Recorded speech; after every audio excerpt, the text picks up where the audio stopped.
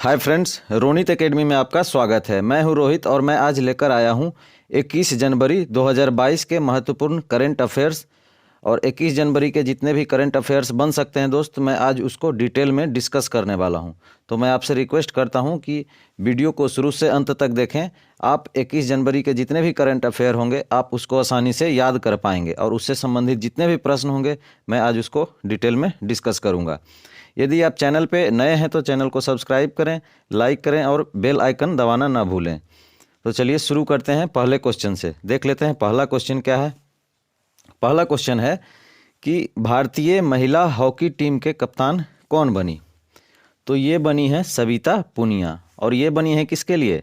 जो Asia cup होने वाला है उसके लिए बनी है।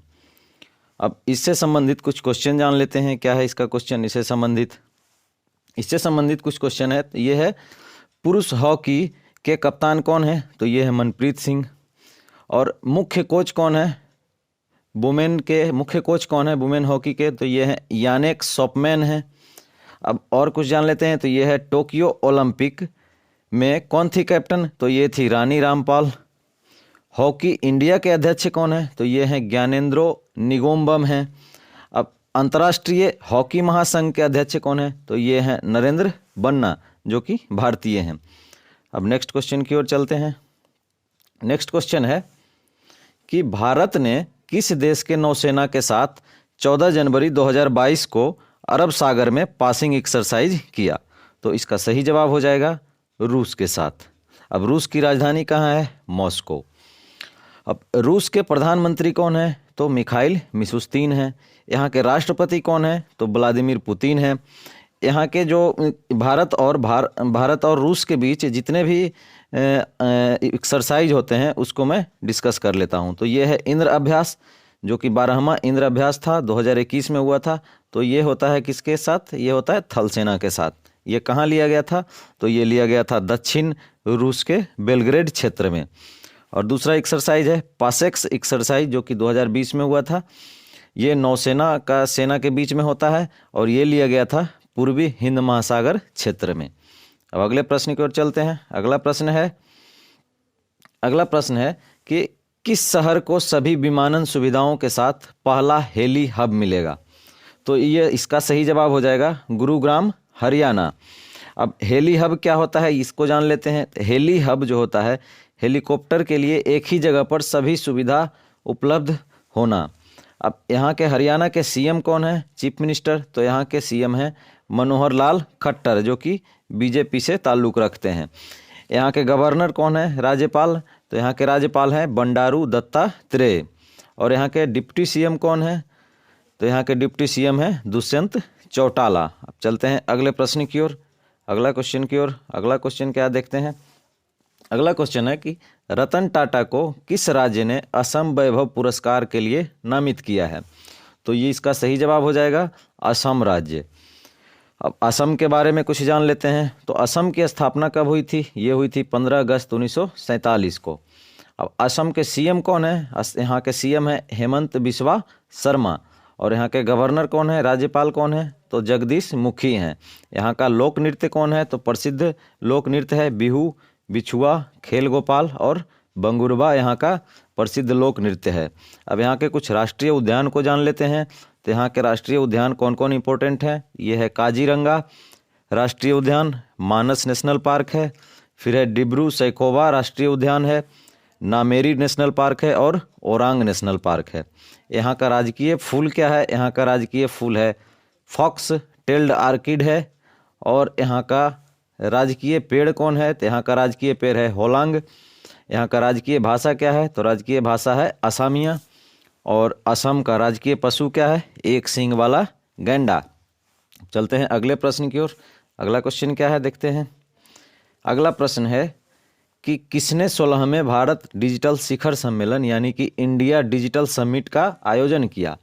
तो ये कौन थे? ये थे पीयूष गोयल। अब पीयूष गोयल के बारे में जानते हैं कौन है?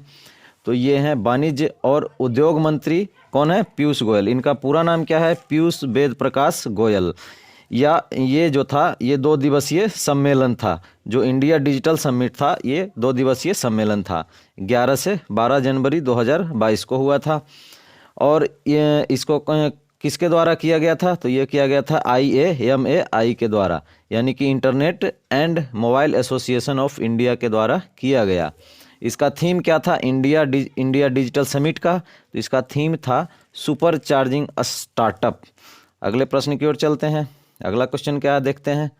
अगला क्वेश्चन है, बहुत इंपॉर्टेंट क्वेश्चन है, फेस्टिवल लोसुंग किस राज्य में मनाया गया? तो ये मनाया गया सिक्किम राज्य में। सिक्किम राज्य में मनाया गया क्या? फेस्टिवल लोसुंग। अब लोसुंग के बारे में जानते हैं। लोसुंग को और दो नाम से जानते हैं, सोनम या फिर नामसुंग के नाम से भी जानते हैं इस फेस्टिवल को। ये कब मनाया जाता है? तो इसको सिक्किम का नया साल के रूप में भी मनाया जाता है। जब फसल की कटाई होती है तो उसको जब जश्न मनाते हैं तो इस फेस्टिवल में ही जश्न मनाते हैं। ये जो है तिब्बती चंद्र कैलेंडर के अनुसार 10वें महीने और 18वें दिन को मनाया जाता है। और यह जो है ये किस जनजाति के लोग मनाते हैं? तो ये है भूटिया, जो कि तिब्बती वंश के सिक्किम लोग हैं। तो भूटिया जनजाति का पारंपरिक त्यौहार है और इसे लेप्चा जनजाति भी मनाते हैं। अब जान लेते हैं कि सिक्किम के सीएम कौन है, चीफ मिनिस्टर? तो यहाँ के सीएम है प्रेम सिंह तमांग। कौन है? प्रेम सिंह तमांग। और यहाँ के गवर्नर कौन है? गवर्नर हैं गंगा प्रसाद चौरसिया। चलते हैं अगले प्रश्न की ओर। अगला प्रश्न क्या है? अगला प्रश्न है कि Yonex sunrise India open badminton में किसने पुरुष एकल का खिताब जीता? तो इसका सही जवाब हो जाएगा लक्ष्य सेन ने। अब Yonex sunrise international open badminton के बारे में कुछ जान लेते हैं। तो ये कहाँ खेला गया था? ये खेला गया था KD Jadhav indoor hall, new Delhi में खेला गया था। इसकी प्राइज मनी कितनी होती है? विनर की प्राइज मनी तो ये होती है 4 लाख होती है। और मेंस सिंगल के विजेता कौन थे? लक्ष्य सेन, जो कि ये क्वेश्चन में दिया हुआ है। अब इससे डिटेल कुछ जान लेते हैं। वुमेन्स सिंगल के कौन विजेता थे? तो ये थे बुसनान ओगमाम रुफवन थे। अब मेंस डबल के कौन विजेता थे? तो इसमें 2 व्यक्ति विजेता होंगे। कौन थे?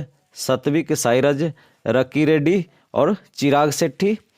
और वुमेन्स डबल के कौन विजेता थे? तो ये थे बेनियप्पा आइस मसारद और नुनता आइस मसारद। चलते हैं अगले प्रश्न की ओर। अगला प्रश्न क्या है देखते हैं। अगला प्रश्न है कि किस सेना के लिए जलवायु अनुकूल वर्दी लॉन्च की गई? तो ये की गई है भारतीय थल सेना के लिए जलवायु अनुकूल वर्दी लॉन्च हुई है।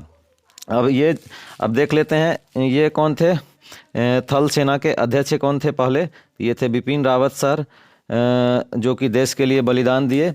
अब ये जान लेते हैं कि थल सेना अध्यक्ष अभी कौन है? तो अभी फिलहाल जनरल मनोज मुकुंद नरवाने ही हैं। इनको हम क्या कहते हैं? जनरल कहते हैं थल सेना अध्यक्ष को। अब नौसेना अध्यक्ष कौन है? तो ये है R हरि कुमार, जिन्हें हम एडमिरल भी कहते हैं। अब वायुसेना अध्यक्ष कौन है? तो ये हैं BR चौधरी, जिन्हें हम एयर चीफ मार्शल भी कहते हैं। और CDS के पद पर अभी किनको मिला है? तो ये मिला है जनरल मनोज मुकुंद नरवाने को। अब चलते हैं अगले क्वेश्चन की ओर। अगला क्वेश्चन क्या है देख लेते हैं।